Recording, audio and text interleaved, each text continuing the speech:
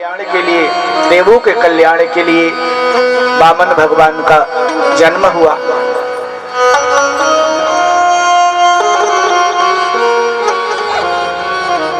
जब वामन भगवान ने जन्म लिया तो सभी देवताओं ने अलग अलग चीज, किसी ने कमंडलू दी, किसी ने जनेऊ दिया, किसी ने छत्र दिया। सब अलग अलग देवताओं ने अलग अलग वस्तुएं उन्हें प्रदान की। इसके बाद वो भिक्षाटन के लिए घर से बाहर निकले और भिक्षाटन के लिए गए सीधे बलि महाराज के दरवाजे पर और जाकर के गुहार लगाया। उनके दरवाजे पर अलख जगाई। तो सैनिकों ने अंदर जाने से, उस समय महाराज बलि यज्ञ में व्यस्त थे। सैनिकों ने उन्हें रोका, कहा कि हे ब्राह्मण देवता, कृपा करके आप अंदर नहीं जा सकते हो, महाराज अभी यज्ञ में बिजी हैं। तो कहा भगवान वामन ने कि आप कम से कम उनके पास हमारा संदेश पहुंचा दो।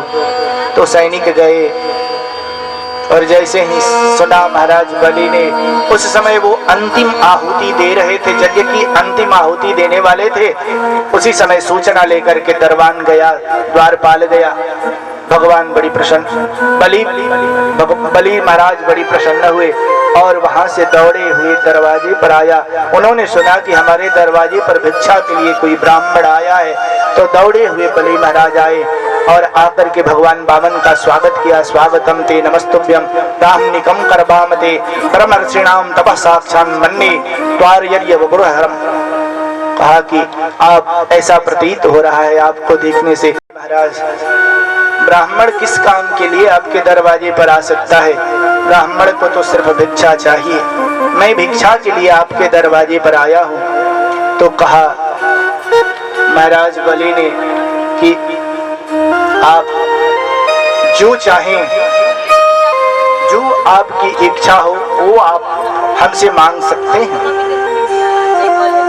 कहा वामन भगवान ने कि महाराज, हमें न धन की इच्छा है, न हमें राज्य की कामना है।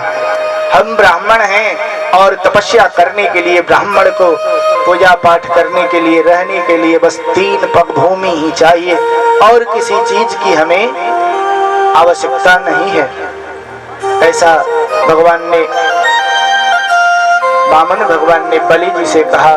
तो बलि जी ने कहा, हंस दिए बलि जी कि कोई समुद्र के पास जाकर के और एक लोटा जल निकाले समुद्र से, तो ये हंसने की बात है। महाराज बलि जो तीनों लोगों के स्वामी हैं, आज महाराज बलि तीनों लोगों के स्वामी हैं, उनके दरवाजे पर आप आए हो और आपने मांगा क्या? बस 3 पग भूमि। तो कहा कि नहीं महाराज, हमें बस 3 पग भूमि के सिवा और कुछ नहीं चाहिए। तो कहा कि ठीक है। कहा वामन भगवान ने कि ऐसे नहीं, पहले आप संकल्प लो।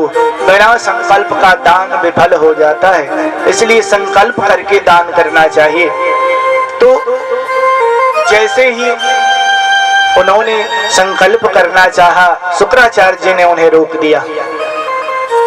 कहा कि नहीं नहीं, तुम जानते नहीं हो, ये झूठा है, ये वामन नहीं है, ये विष्णु है। ऐसा वैरोचनी साक्षात भगवान विश्वरभ्यः कश्यपादिति ऋजातो देवानां कार्य साधक। ये विष्णु है और अदिति और कश्यप से इसका जन्म हुआ है। ये देवताओं के कार्य साधन करने के लिए आया है।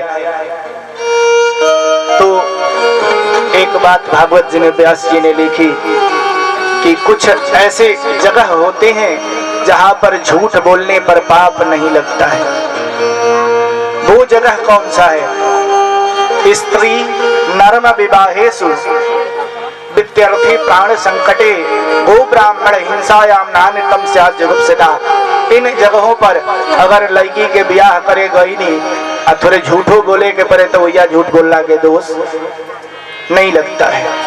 इसके बाद स्त्रीसु नर्म विवाहेषु वृत्त्यर्थे, हमारी वृत्ति है, अगर वृत्ति के लिए कुछ झूठ बोलते हैं तो वो झूठ नहीं होता है। वृत्ति सत्य अर्थ है, और जब प्राण संकट में आ जाए, अगर झूठ बोला जाए तो भी दोष नहीं लगता है।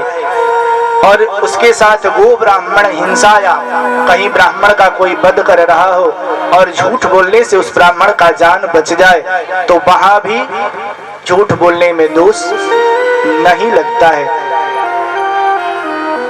कहा महाराज बलि ने कि भले ही भगवान विष्णु हो, हमारे दरवाजे पर बामन बनकर के भिक्षा मांगने के लिए आए हैं, तो मैं इनको भिक्षा जरूर दूंगा। तो फिर संकल्प लिया, जैसे ही जल ढालना चाहा, वामन भगवान ने वो कमंडलू की टोटी में छोटा सा रूप बना करके शुक्राचार्य घुस गए। जल गिरी नहीं रहा था, भगवान जान गए कि इसमें शुक्राचार्य की कोई चाल है। उसी यज्ञ मंडप से एक कुसा निकाली भगवान ने, और उस कुसा से कमंडलू का वो जो टोटी था उसमें छेद कर दिया। उसी के वजह से शुक्राचार्य का एक आंख फूट गया। तो महीना में 5 दिन शुक्रांध रहेला। जब कोई मुहूर्त नहीं बनता है ना, तो हम लोग पंडित जी लोग शुक्रांध में मुहूर्त बनाते हैं। बोल वृंदावन बिहारी लाल की। तो 5 दिन शुक्रांध रहता है। इसके बाद शुक्राचार्य वहां से भागे राक्षसों को एकत्रित करने के लिए, और इधर महाराज बलि ने संकल्प किया कि मैं विरोचन पुत्र बलि ये संकल्प लेता हूँ कि मैं 3 पग भूमि इस बटु बामन को दान में दे रहा हूँ। संकल्प करके जल जैसे ही छोड़ा, भगवान ने विराट रूप धारण किया। भगवान ने तद्बामनम रूप वर्धताद्भुतम हरि अनंतस्य गुणत्रयात्मकम भूखम दिशो यौ विवरोपयोधया त्रियक निर्देवा ऋषयो यदा सतः। इतना स्वरूप बढ़ाया कि दो पग में ही पूरी सृष्टि को नाप लिया, पूरे ब्रह्मांड को नाप लिया।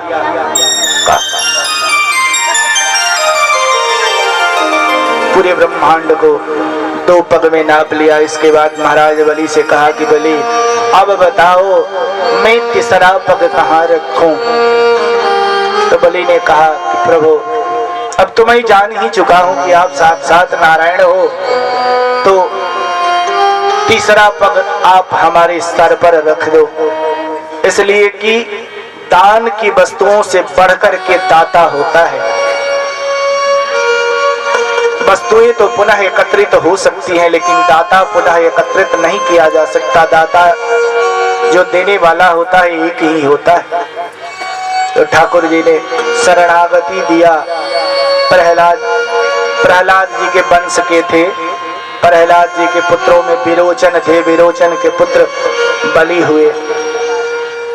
भगवान ने बलि का उद्धार किया, उन्हें सूतल लोक प्रदान किया और सभी देवताओं को उनका भाग दिया स्वर्गलोक। इस तरह भगवान ने सबका उद्धार किया। इसके बाद फिर मत्स्य अवतार की कथा आती है। सत्यव्रत नामक एक राजा थे। तत्र राजर्षि कश्चिन नामना सत्यव्रतो महान नारायण परो तत्व तपः सलील लीलासनः। वो भगवान की परम भक्त थे। सत्यव्रत राजा जो थे भगवान के परम भक्त थे। एक दिन सत्यव्रत महाराज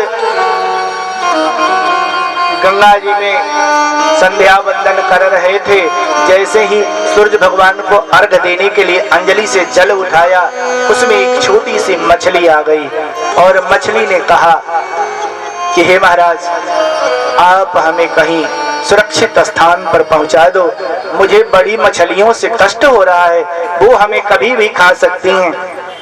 ऐसा तो बड़ी आश्चर्य में पड़ गए। इधर उधर देखने लगे सत्यव्रत महाराज कि आखिर ये आवाज कहाँ से आ रही है। लेकिन किसी दिशा से जब आवाज नहीं समझ में आया तो अंत में उन्होंने अपने हाथ में देखा तो एक छोटी सी मछली है और उसी के पास से आवाज आ रहा था। उस मछली को लेकर के सत्यव्रत महाराज आए और एक छोटा सा जलपात्र में उस मछली को डाल दिया। इसलिए कि पानी के बिना मछली जीवित नहीं रह सकती है। डाल दिया। कुछ समय के बाद पुनः आवाज आई कि महाराज मेरी रक्षा करो, मेरी रक्षा करो। बड़े चिंतित हुए सत्यव्रत महाराज। अब भाई क्या हुआ? वहां गए तो उतना जितना बड़ा पात्र था उससे बड़ी मछली बन चुकी थी। फिर उससे निकाला, कुछ बड़े पात्र में डाला, पुनः मछली ने भगवान को पुकारा, सत्यव्रत महाराज को पुकारा। वैसे करते करते उस मछली का शरीर बढ़ता गया, अंत में तालाब में डाला गया। तालाब में भी 24 घंटे के बाद इतनी बड़ी हो गई कि तालाब में भी नहीं आ रही थी। अंत में उस मछली को जतन करके महाराज ने समुद्र में डाल दिया, लेकिन डालने से पहले प्रार्थना किया, कहा कि हे दिव्यात्मा, आप कौन हो?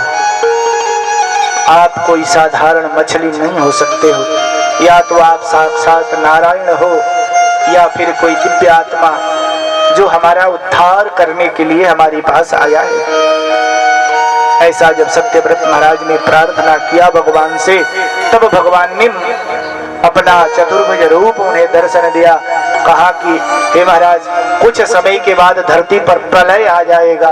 उस समय सप्तऋषियों को और जितने बीज हैं, सप्तऋषि बीज और पितरों को आप लेकर के समुद्र के तट पर आ जाना।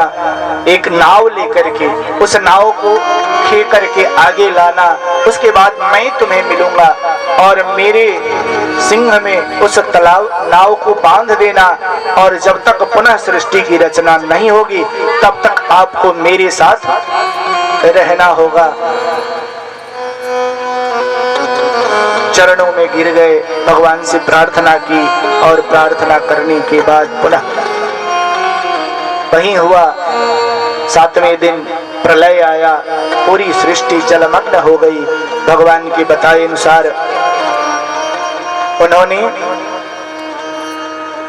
सत्यव्रत महाराज ने भगवान के आज्ञा अनुसार कर्म किया और सप्तर्षियों के और धरती के जो बीज थे सबकी रक्षा उन्होंने की। इसके बाद अब पुनः नवम स्कंद की कथा बताई परीक्षित को। महाराज सुखदेव जी ने परीक्षित महाराज को बताया। नवम स्कंद 24 अध्याय हैं, इसमें वंश वर्णन है। 12 अध्याय में सूर्य वंश का वर्णन है और 12 अध्याय में चंद्र वंश का। तो सूर्य वंश में भगवान राम आए और चंद्र वंश में भगवान कृष्ण। तो वंश परंपरा बताने की कोई आवश्यकता नहीं है, फिर भी थोड़ा समय आप लोगों को बता देता हूँ। वैसे तो बहुत है, बहुत विस्तार है वंश का। जब प्रथम वैवस्वत मनु, वही मनु जी और भगवान नारायण के नाभि कमल से ब्रह्मा जी की उत्पत्ति हुई। उनके मन से मरीचि ने जन्म लिया। मरीचि जी के पुत्र कश्यप हुए। संक्षिप्त में मैं बता रहा हूँ। कश्यप हुए, उनकी पत्नी दक्ष पुत्री अदिति से विवस्वान सूर्य की उत्पत्ति हुई। सूर्य का विवाह संज्ञा के साथ हुआ और संज्ञा से श्राद्ध देव मनु का जन्म हुआ और मनु पत्नी श्रद्धा के गर्भ से दक्ष पुत्र का जन्म हुआ। इक्ष्वाकु 10 पुत्रों का जन्म हुआ। इक्ष्वाकु, निर्ग, सरयाति, दृष्ट, धृष्ट, करुष, नरिष्यन, पृषद, नभग और कवि, ये भगवान राम के पूर्वज हैं। इनका जन्म हुआ और एक एला नाम की कन्या हुई जो बाद में सुदम्न नाम के पुत्र बने। वो आगे की कथा है, पार्वती जी की कथा है, शिव जी की। एक बार पार्वती जी ने प्रार्थना किया कि प्रभु कहीं एकांत में चल करके हम लोग वास करते हैं। तो जंगल में भगवान भोलेनाथ गए लेकर के, चित्रकेतु की कथा है, तो लेकर के गए। उस समय एक पुरुष उस उद्यान में प्रवेश कर गया, बड़ी क्रोधित हुई। उनके आनंद में बाधा जब आया तो पार्वती जी ने उस जंगल को श्रापित कर दिया कि आज के बाद जो भी पुरुष इसमें प्रवेश करेगा वो स्त्री बन जाएगा। ऐसा पार्वती जी ने श्रापित कर दिया। तो वहीं सुदम्न पहले पुरुष थे, बाद में कन्या बने, फिर पुरुष बने। तो उनकी इस तरह सूर्यवंश की वर्णन है। सूर्यवंश में ही, इसी वंश में अम्बरीश महाराज भगवान नारायण के परम भक्त हुए। भागो न भगपत्यः यम ततः भ्रातरम तवे अविष्टम व्यजनप्तायः ब्रह्मचारिण मावतः वो हर समय अम्बरीश जी ब्रह्मचारी के रूप में रहा करते थे और अपने हाथों से भगवान की सेवा करते थे। अगर भगवान को भोग लगाना है तो अपने हाथों से गेहूं जात में पीसेंगे और उसको बना करके ठाकुर जी को भोग लगाएंगे। ठाकुर जी के राज्य कार्य छोड़ दिए थे। राज्य में रहते हुए प्रजा के देखभाल उन्होंने नहीं की। भगवान रक्षा कर रहे थे, प्रजा की रक्षा ठाकुर जी कर रहे थे और ठाकुर जी की सेवा अम्बरीश जी कर रहे थे। और अम्बरीश जी भगवान की सेवा में इतने रत थे। एक दिन कार्तिक महीने की एकादशी थी, शुक्ल पक्ष की एकादशी थी। उन्होंने व्रत रखा और सुबह बहुत कम समय के लिए द्वादशी था, उन्हें पारण करना था। पहले ही उन्होंने स्नान करके सब चीज सामग्रियां जुटाई, ठाकुर जी की सेवा की और तब तक भोजन बना ही रहे थे ठाकुर जी को भोग लगाने के लिए कि तब तक दुर्वासा ऋषि वहां आए और उन्होंने कहा कि महाराज आज बड़ी सौभाग्य की बात है कि आज द्वादशी है और आपके घर हम सभी ब्राह्मण आपके घर भोजन करेंगे। स्वागत किया महाराज अम्बरीश ने। इसके बाद बोले दुर्वासा जी कि हम लोग स्नान करके अभी तैयार होके आ रहे हैं, तब तक आप स्नान करके आओ। उन्होंने भोजन तैयार किया, ठाकुर जी को भोग लगाई और द्वादशी व्यतीत हो रही थी। अब द्वादशी समाप्त होने वाली थी। उन्होंने विचार किया कि दुर्वासा जी ने बड़ी विलंब कर दिया, इस तरह तो हमारा पारण नहीं हो पाएगा और पारण नहीं होगा तो व्रत का फल जो होता है वो नष्ट हो जाएगा। ऐसा विचार किया। उन्होंने ठाकुर जी के चरणोदक और तुलसी ग्रहण कर लिया। देखिए, अगर अल्प समय हो तो ठाकुर जी अगर घर में हो, नहीं तो किसी पास के मंदिर में जाकर के जहाँ ठाकुर जी हो, सालग्राम भगवान की मूर्ति कहीं हो तो जाकर के उनका चरणोदक और तुलसी पत्र ग्रहण कर लेने से व्रत का पारण हो जाता है। खाने की कोई आवश्यकता बहुत जरूरी नहीं है। इस तरह उन्होंने फिर